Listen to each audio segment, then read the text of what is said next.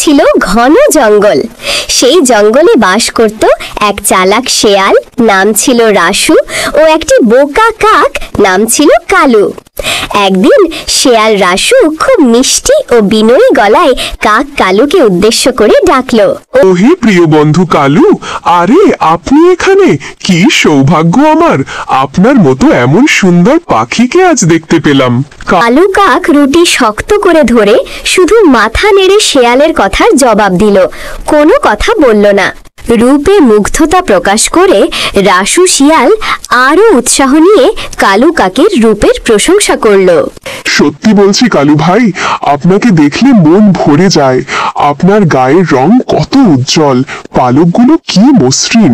এই জঙ্গলে আপনার মতো এমন সুদর্শন পাখি আর দ্বিতীয়টি নেই।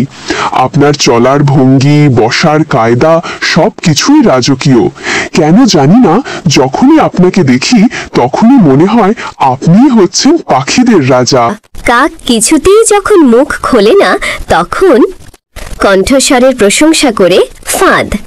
রাসু শেয়াল তার চূড়ান্ত অস্ত্র ব্যবহার করল। কালু বন্ধু, আপনার রূপের প্রশংসা তো না হয় অনেকেই করে, কিন্তু আমার মনে একটা গভীর দুঃখ রয়ে গেছে। সবাই বলে আপনার চেহারা যতটা সুন্দর, আপনার গলা নাকি ততটাই মধুর। আমি শুনেছি আপনার কণ্ঠস্বর নাকি কোকিলের চেয়েও মিষ্টি। যদি একবার আপনার সেই ঐশ্বরিক গান শোনার সৌভাগ্য আমার হতো। আপনি তো রূপের পাশাপাশি গুণেরও অধিকারী। এমন মিষ্টি কণ্ঠ আর কার আছে? এই কথা শুনে কালু কাক প্রশংসা পাওয়ার লোভে ঠোঁট খুলে কা কা কা শব্দে ডাকতে শুরু করে, ফলে রুটি নিচে পড়ে যায়। ধন্যবাদ প্রিয় বন্ধু কালু, আপনার গান তো আমি শুনলাম, আর তার সাথে সাথে এই সুস্বাদু রুটিটাও পেয়ে গেলাম। আপনার রূপ নিয়ে হয়তো অনেকেই প্রশংসা করবে, কিন্তু আপনার সবচেয়ে বড় ত্রুটি হলো আপনি কেবল মুখের মিষ্টি কথায় গলে যান। এটাই তো আপনার বোকা মস্তিষ্কের পরিচয়।